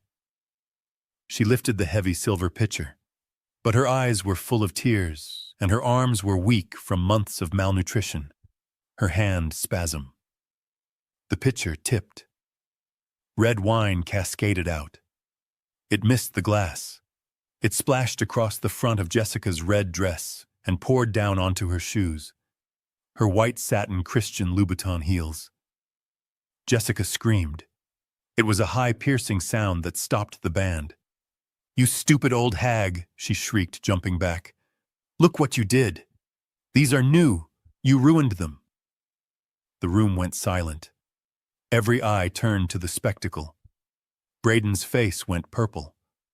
The mask of the benevolent son-in-law slipped. The stress of the debt, the fear of the mob, the arrogance of the night, it all boiled over in a single second of lost control. He didn't think about the investors. He didn't think about the optics. He just reacted. He stepped forward and swung his arm. The sound of the slap echoed through the cavernous hall like a whip crack. Beatrice crumpled. She didn't even cry out. She just folded, hitting the marble floor with a sickening thud. The tray of glasses crashed down with her, shattering into 1,000 diamonds around her body. She lay there in a puddle of wine and broken glass, her cheek already turning red. Braden stood over her, breathing hard, his hand raised for a second blow. "Look what you made me do," he shouted at her unconscious form. "Look at this mess." The silence in the room was absolute. The investors weren't laughing anymore. They were watching a man assault an elderly woman in a maid's uniform. I let the tray I was holding slide from my fingers. It hit the floor with a clang that drew Braden's eyes to me. I checked my watch. Midnight. The 12 hours were up. I did not feel the pain in my chest anymore. I did not feel the weakness in my legs. I felt only the cold clarity of a man who has acquired the target. I took a step forward, my cane clicking on the marble. Braden looked at me, his eyes wild. "What are you going to do, old man?" he sneered. "You going to clean this up?" "No, Braden," I said, my voice projecting to the back of the room, clear and authoritative. "I am not going to clean it up. I am going to foreclose." And then the lights went out. The darkness that swallowed the room was not absolute. It was the heavy, suffocating blackness of a power cut. But within seconds, the backup emergency lights flickered to life, casting the grand hall in a stark, eerie red glow. The sudden shift from the brilliance of crystal chandeliers to this crimson twilight turned the party into a scene from a nightmare. Screams of surprise rippled through the crowd. The jazz band stopped playing their instruments, clattering to the floor. I did not waste a second. While the investors were blinded and confused, I knelt beside Beatrice. She was conscious, but dazed, her cheek already swelling where his ring had caught her skin. "Emily!" I barked, my voice cutting through the murmurs. My daughter appeared from the shadows near the roulette wheel. She looked terrified, but for the first time in years, she moved with purpose. She rushed to her mother's side, falling to her knees in the wine puddle, ruining her silk dress without a second thought. "Take her," I ordered. "Get her behind the bar. Do not let anyone touch her." Emily nodded, gathering Beatrice into her arms, shielding her mother's body with her own. I stood up. I reached for the buttons of the moth-eaten butler's jacket. One by one, I undid them, my fingers steady and cold. I stripped the garment off and let it fall to the floor, stepping over it like I was stepping over a corpse. Underneath, I was wearing my undershirt and trousers stained with garden dirt, but I no longer felt like a servant. I felt like a titan. I walked toward the stage. My limp was gone, replaced by the adrenaline of the hunt. Braden was standing by the microphone stand, frantically tapping his phone, trying to get the lights back on, trying to regain control of the narrative. He looked up and saw me approaching through the red gloom. "Get back to the kitchen," he hissed, his voice cracking with panic. "You are ruining everything." I didn't stop. I walked up the 3 stairs to the raised platform. I didn't look at him. I looked past him to the crowd of 50 wealthy vultures who were clutching their purses and looking for the exit. I grabbed the microphone from the stand. I didn't ask for permission. I took it. Braden lunged for me, but I turned, putting my shoulder into his chest. He was younger and stronger, but he was drunk and terrified. I was sober and fueled by a rage that had been marinating for 6 months. He stumbled back, tripping over a monitor wedge and falling hard onto his backside. I tapped the microphone. The sound boomed through the emergency speakers, a low-frequency thud that silenced the room instantly. "Ladies and gentlemen," I said. My voice wasn't the raspy whisper of a sick old man anymore. It was the baritone that had commanded boardrooms in New York and London. It was the voice of the chairman. "Please do not leave yet. The entertainment is just beginning." A few people stopped near the doors. Curiosity is a powerful force, especially among the rich. You came here tonight to invest in a vision. I continued, my eyes scanning the room, picking out the faces of the men who had laughed at my wife. You came here to buy a piece of the future. Braden Miller told you he is building an empire. He told you he has the golden touch. I looked down at Braden, who was scrambling to his feet, his face a mask of pure hatred. "But I am here to tell you that you are not investing in a vision. You are investing in a corpse." "What are you talking about?" someone shouted from the back. "Who is this guy?" "I am Harrison Prescott," I answered, "founder of Prescott Logistics. And until 10 minutes ago, I was the ghost haunting this house." A murmur went through the crowd. They knew the name. Everyone in logistics knew the name. Braden lunged for me again. "Shut up," he screamed. "Shut him up, security!" But the security guards, the hired muscle Braden had paid to keep me in the basement, were nowhere to be seen. They had vanished. Instead, the massive LED screen behind the stage, the one Braden had used to show flashy renderings of Dubai skyscrapers, suddenly flickered. It went black for a second, and then a new image appeared. It wasn't a building. It was a bank statement. The resolution was crystal clear. It showed the account header Braden Miller, personal holdings, and below it the balance -$4 million. The crowd gasped. "That is impossible," Braden shouted, looking at the screen in horror. "That is fake. He hacked it." I signaled to the control booth located on the balcony, where I knew Ms. Kincaid's team had physically infiltrated moments ago. "Next slide," I said into the mic. The screen changed. It showed a video file. It was grainy black and white footage from a security camera. The timestamp was from 2 days ago. It showed the kitchen of this very house. In the video, Braden was standing over Beatrice. She was eating soup at the counter. Braden grabbed the bowl and threw it against the wall. He grabbed her by the hair and shoved her face onto the counter, screaming at her. The audio was clear, crisp, and damning. "You useless old leech. Why don't you just die? I need the money. Die already." The silence in the grand hall was absolute. It was the silence of a tomb. The women who had laughed at Beatrice earlier covered their mouths, their eyes wide with shock. The investors looked at Braden with a mixture of disgust and fear. "That is not me," Braden stammered, backing away from the screen, his hands raised defensively. "That is a deepfake. AI. He is using AI to frame me." I ignored him. "Next slide," I commanded.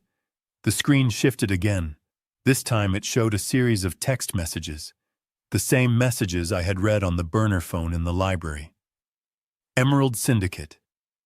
You have 24 hours. Braden. I will get the money. Use her finger. Send it to the old man if you have to." Emily let out a wail from behind the bar, a sound of pure heartbreak that echoed through the room. The guests turned to look at her, then back at Braden. They weren't looking at a businessman anymore. They were looking at a monster. "You sold your wife," I said, my voice dropping to a dangerous low register. "You sold my daughter to butchers to cover your bad bets on Dogecoin." Braden was shaking his head violently, sweat pouring down his face. No, it was just a stall tactic. I wasn't going to let them do it. I just needed time." "Time is up, Braden," I said. I looked at the crowd. "This man does not own this house," I announced. "He does not own the land in Dubai. He does not own the shoes on his feet. He funded this party with stolen money. Money he embezzled from a dying woman and a man he declared dead." I pointed at the screen one last time. "And this is the most important document of all." The screen changed to a legal contract. It was fresh, dated today, stamped with the seal of the Panama Chamber of Commerce. It was a debt assignment agreement. It listed the debtor Braden Miller.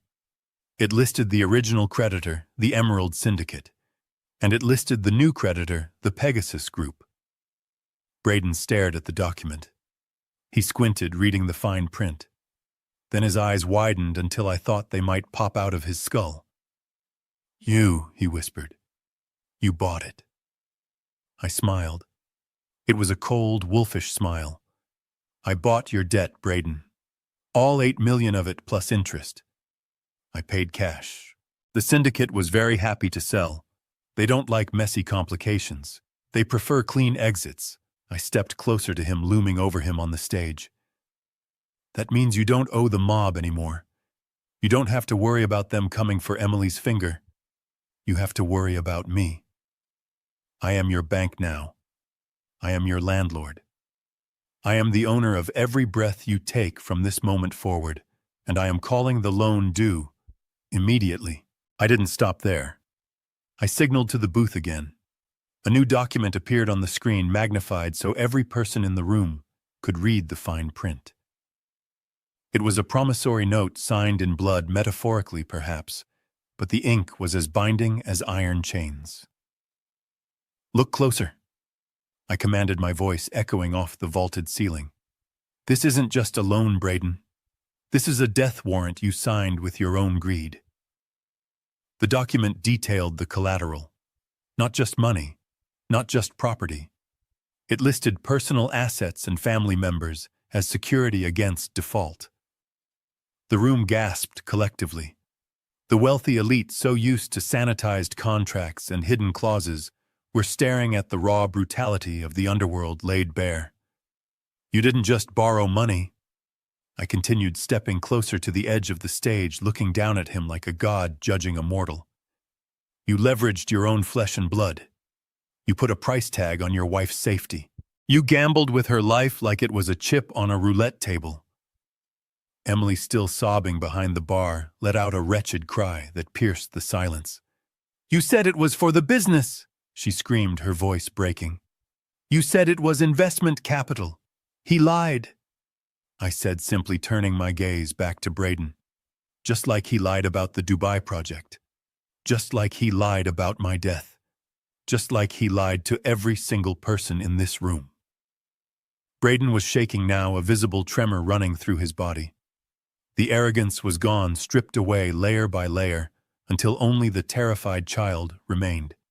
He looked at the investors, his eyes pleading for salvation, for someone, anyone, to step in and stop the nightmare. But they were frozen, horrified by the monster in the Italian suit. "But here is the twist," I said, my voice dropping to a whisper that carried more weight than a scream. "The syndicate doesn't own you anymore. They don't care about your fingers or your wife. They got their money. $10 million wired this morning from an account you thought didn't exist." I pulled a lighter from my pocket. I flicked it open, the small flame dancing in the still air. I held up a copy of the debt transfer agreement I had brought with me. "I own you, Braden. Every cent, every breath, every heartbeat. And unlike the syndicate, I don't want your money. I don't want your fingers." I brought the flame to the corner of the paper. It caught instantly, curling into black ash that floated down onto the stage. "I want your soul. I want you to know that for the rest of your miserable life, whether it's in a cage or on the street, you belong to me. You are property, and I am a very demanding owner." The paper burned down to my fingertips before I let it drop, a final symbol of his total and complete destruction. The smell of burning paper mixed with the scent of expensive perfume and fear. "Now," I said, extinguishing the flame with a snap of the lighter lid. "Run." The investors began to run. It wasn't a polite exit. It was a stampede. They dropped their glasses, they pushed past each other, desperate to distance themselves from the radioactive fallout of Braden Miller. Jessica, the mistress, was the first to go. She ripped the pearl necklace from her throat, breaking the clasp. The pearls scattered across the marble floor, bouncing like hail. She didn't stop to pick them up. She ran out into the rain in her ruined satin shoes, leaving Braden alone. Braden looked around the emptying room. He looked at the screen that displayed his ruin. He looked at Emily, who was staring at him with eyes full of hatred. And finally, he looked at me. His mind snapped. I saw it happen. The denial broke, and the reality crashed in. He realized there was no talking his way out of this. There was no deal to be made. He was facing prison or worse. He was facing a man who owned him body and soul. He let out a primal scream, a sound of pure animal fury. "You ruined me," he shrieked, spittle flying from his mouth. "You were supposed to be dead." He reached into his jacket pocket. I braced myself, expecting a gun. But he didn't pull out a pistol. He pulled out a steak knife he must have swiped from the buffet table earlier. He didn't go for the exit. He came for me. He charged up the stage, taking the stairs 2 at a time, his eyes locked on my throat. "I die, you die!" he screamed, raising the knife. I didn't move. I didn't flinch. I stood my ground, watching him come. I saw the madness in his eyes. I saw the glint of the serrated blade. He was 5 feet away, then 3. He raised his arm to strike, and then a small red dot appeared.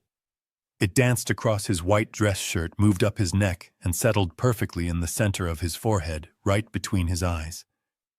Braden froze mid-stride, his arm still raised, the knife trembling in the air. He went cross-eyed, trying to look at the light on his skin. He stopped breathing. "Drop it," I said calmly. From the high balcony where the control booth was located, a silhouette shifted.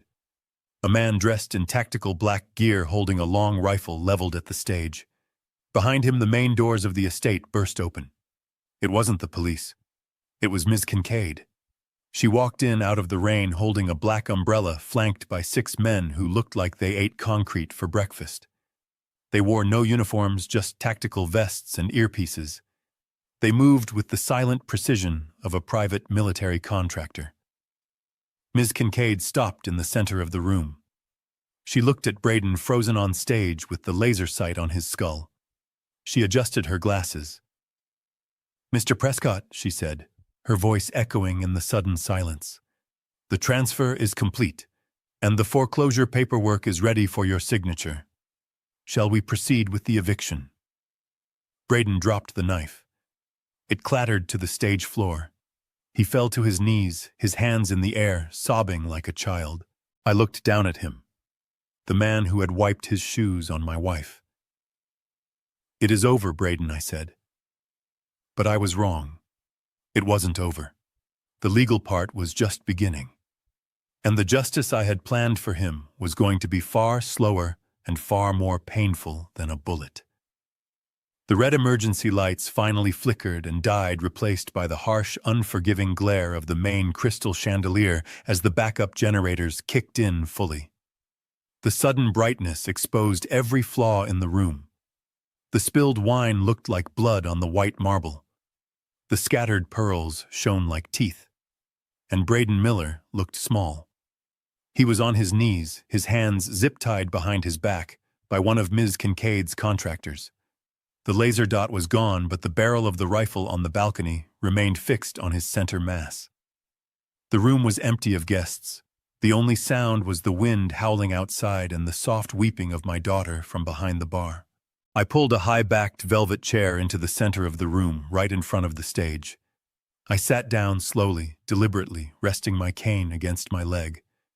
I felt a deep, ancient exhaustion in my bones, but my mind was diamond sharp. This was not a family meeting. This was a sentencing hearing. Miss Kincaid stood beside me holding a tablet and a fresh stack of documents. She looked at Braden with the dispassionate gaze of a coroner examining a corpse. "The police are 6 minutes out." "Mr. Prescott," she informed me, checking her watch, "we have a brief window for internal resolutions." I nodded. I looked at Braden. He was sweating through his expensive suit, his hair plastered to his forehead. He tried to look at me, then looked away, unable to hold my gaze. "Look at me, Braden," I said softly. He jerked his head up. His eyes were red-rimmed, terrified. "Dad, please," he croaked. "I can fix this. We can work something out. I know where the money is. I can get it back." I ignored him. I turned to Kincaid. "Read him the options," I said. Kincaid stepped forward. Her voice was dry, devoid of emotion. "Option A," she began. "We hand over the evidence of wire fraud, embezzlement, elder abuse, and attempted murder to the district attorney. Given the scale of the theft and the documentation we have secured, you are looking at a minimum of 25 years in federal prison. You will be 65 when you get out. If you survive." Braden flinched. 25 years. Option B. Kincaid continued flipping a page on her tablet. "Mr. Prescott exercises his right as the holder of your debt to the Emerald Syndicate. Instead of pressing charges, we simply release you. We open the front door. We let you walk out into the rain." Braden's eyes darted to the heavy front doors. Through the glass panes he could see the headlights of a black SUV idling at the end of the driveway. It wasn't the police. It was the insurance policy the syndicate kept just in case the check bounced. "They are still there," he whispered, his voice trembling. "Yes," Kincaid said. "They know the debt was purchased, but they also know that Mr. Prescott has not officially confirmed the transaction yet. If you walk out that door, you belong to them. And I believe the interest rate they charge involves pliers and a blowtorch." I leaned forward, resting my elbows on my knees. "So, Braden," I said, "what is it going to be? A cage for the rest of your life? Or the night?" He broke. It wasn't a slow crumble, it was a complete structural failure. He threw himself forward, his forehead hitting the floor as he tried to crawl toward my feet. "Please, no, don't send me out there," he sobbed, snot and tears mixing on his face. "It wasn't my fault, Dad. It was Emily. It was all her idea." I froze. Behind the bar, I heard Emily gasp. "She wanted the house," Braden shrieked, his voice pitching up into hysteria. "She wanted the diamonds. She told me you were too old, that you didn't need the money anymore. She pressured me, Dad. She said if I didn't give her the lifestyle she deserved, she would leave me. I did it for her. I swear. I am a victim here too." He was willing to bury his wife to save his skin. It was pathetic. It was exactly what I expected. "Enough," I said, my voice cracking like a whip. I signaled to Kincaid. She handed me a pen and a document. It was a quitclaim deed, a total surrender of assets. "Sign it," I ordered, gesturing for the guard to cut his bonds just enough so he could write. "What is it?" Braden sniffled, rubbing his wrists. "It transfers everything I said. The cars, the watches, the hidden crypto wallets I know you have, the lease on the apartment in the city. Everything you have left goes to Beatrice. Today. Right now. You leave this marriage with nothing but your name." He hesitated, looking at the paper, then at the door where the SUV waited. He grabbed the pen. He signed so fast he almost tore the paper. "Good," I said, handing the document to Kincaid. "Now get him out of my sight." Police sirens wailed in the distance, getting closer. The guards hauled him up. "Wait!" Braden screamed as they dragged him toward the side entrance, not the front where the mob waited, but the side where the police would meet him. I signed. "You promised. You promised to save me." "I promised you wouldn't go to the mob," I said coldly. "I never said I would save you from the consequences." "Enjoy prison, Braden. I hear the shoes are terrible." They dragged him out, kicking and screaming, his voice fading as the heavy door slammed shut. The room fell silent again. I stood up and walked to the bar. Emily was standing there. She was holding a towel, pressing it to her mother's swelling cheek. Beatrice was sitting on a stool, looking dazed, but safe. Emily looked at me. Her eyes were hopeful. She offered a small, tentative smile. "He is gone, Daddy," she whispered. "We did it. I helped you." I distracted him. She reached out to touch my arm. I pulled away. The rejection hit her like a physical blow. She froze, her hand hovering in the air. "Daddy," she said, her voice faltering. I know I made mistakes, but he manipulated me. You heard him. He is a liar. I am your daughter." I looked at her. I looked at the diamond necklace she was still wearing, the one she had stolen from her mother. I looked at the silk dress bought with stolen money. "You watched him kick your mother," I said quietly. "You watched him lock her out in the rain. You knew he was starving her. You knew he was drugging her." "I was scared," Emily sobbed. "No," I said. "You were comfortable. You liked the parties. You liked the status.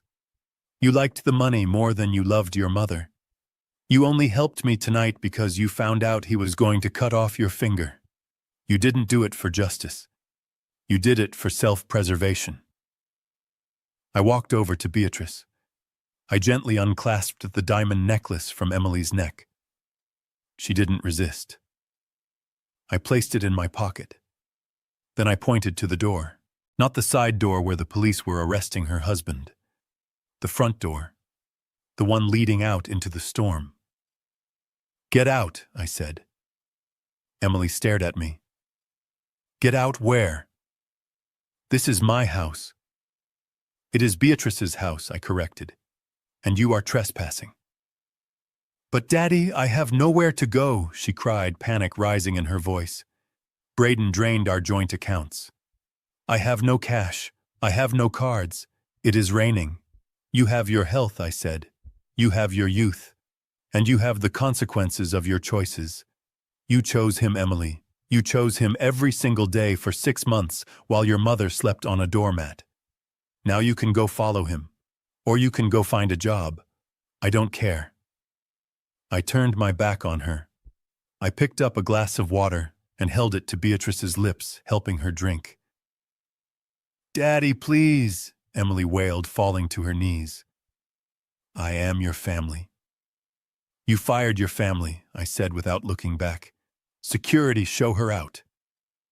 2 guards stepped forward. They weren't rough, but they were firm. They lifted Emily by her arms. She screamed, she kicked, she begged. She called out to her mother. "Mom, tell him, Mom, please." Beatrice stopped drinking. She looked past me at her daughter being dragged away. Her eyes were clear. There was sadness there, yes, deep, profound sadness. But there was no hesitation. She turned back to me and took another sip of water. The front door opened. The wind and rain swirled into the foyer. Emily was deposited onto the wet stone steps. The door closed. The lock clicked. I stood there in the silence, holding my wife's hand. The empire was broken. The family was shattered. But the cancer was gone. We had cut it out. And as the blue lights of the police cars flashed through the windows, illuminating the wreckage of the party, I finally let myself feel the fatigue. It was over. We had survived. Now we just had to figure out how to live with the ghosts. 3 months later, the silence of the Mediterranean Sea was the most expensive thing I owned. It was not the silence of a basement cell, or the silence of a terrified victim. It was the silence of absolute power. I stood on the teak deck of the 150-foot superyacht I had christened the Beatrice, leaning against the polished railing and watching the Amalfi Coast drift by in a haze of gold and azure. The air smelled of salt water and freedom. I took a sip of a 1985 vintage Bordeaux, the same year we were married. It tasted like victory. 10 feet away, Beatrice sat in a plush white lounge chair, wearing a wide-brimmed sun hat and a linen dress that cost more than Braden's entire wardrobe. She was painting a watercolor of the horizon. Her hands were steady. Her cheeks were full and rosy, the hollow gauntness of the Hamptons completely erased by months of world-class chefs and gentle care. She looked up at me and smiled a genuine, radiant smile that reached her eyes. "Is the light good, Harrison?" she asked. "It is perfect, my love," I replied. She went back to her painting, humming a soft tune. She did not remember the basement. She did not remember the dog menu or the cold rain or the muddy shoe on her shoulder. The doctors called it dissociative amnesia, a defense mechanism of the mind to protect itself from trauma. I called it a mercy. The monster had been erased from her memory, leaving only the peace she deserved. I, however, remembered everything. I remembered every insult, every blow, every theft, and I used that memory to ensure the ink on the final judgments was indelible. Ms. Kincaid sat at a glass table nearby, reviewing a final dossier on her tablet. She looked up, adjusting her sunglasses. "The update just came in from New York, Miss Prescott," she said, her voice calm over the sound of the waves. "The sentencing hearing concluded an hour ago." I swirled the wine in my glass, looking at the deep red liquid. "And life without the possibility of parole," Kincaid confirmed. "The district attorney did not take the plea deal. The syringe Braden tried to use on you contained a lethal dose of potassium chloride. Combined with the wire fraud, the embezzlement, and the elder abuse charges, the judge decided to make an example of him. He is being transferred to a maximum security facility in upstate New York this afternoon. He will die in a concrete box, Harrison. Just like he wanted for you. I nodded slowly. It was a clean end. I had kept my promise. I didn't send him to the mob. I sent him to a place where he would have 50 years to think about the difference between a smart man and a greedy one. And his debts, I asked. Written off, Kincaid said. Since you own the debt, you technically own his commissary fund, too. We have arranged it so that 50% of every dollar anyone sends him goes directly to a charity for victims of elder abuse. He will be the poorest man in the cell block. I took a satisfying sip of wine. And the girl. Kincaid tapped her screen, bringing up a grainy photo taken from a distance. It showed a woman in a polyester uniform with a name tag that read M. She was wiping down a greasy table in a roadside diner. Through the window you could see the harsh desert landscape of Nevada. Emily is currently employed at the Rusty Spoon Diner just outside of Reno, Kincaid reported. She works the graveyard shift, minimum wage plus tips. She lives in a studio apartment above a mechanic shop. She has sold the last of her jewelry. I looked at the photo. I looked at my daughter's hands, the same hands that had held a knife to my chest. They were chapped and red from scrubbing. She looked tired. She looked old. She looked like she finally understood the value of $1. She sent a letter, Kincaid added, hesitating slightly. It arrived at the firm yesterday. Do you want to read it? I looked at the tablet, then I looked at Beatrice painting in the sun. I thought about the night Emily stood by and watched her husband kick her mother. I thought about the silence she kept for 6 months while we starved. No, I said. Burn it. Kincaid nodded, deleting the file. Understood. I turned back to the ocean. The sun was beginning to dip below the horizon, painting the sky in shades of violet and fire. They thought I was obsolete. Braden and Emily and everyone like them thought that just because I was 72, I was weak. They thought that because I walked with a cane, I couldn't fight. They mistook kindness for senility and silence for surrender. They forgot that I didn't inherit my empire. I built it. I built it when the unions tried to break my legs. I built it when the banks tried to foreclose on my first truck. I survived sharks in suits and sharks in the water long before Braden Miller learned how to tie a Windsor knot. Money cannot buy loyalty, I realized, feeling the warmth of the sun on my face. It cannot buy love. Emily proved that. But money used correctly is a magnificent tool for justice. It is a hammer that can shatter lies. It is a shield that can protect the innocent.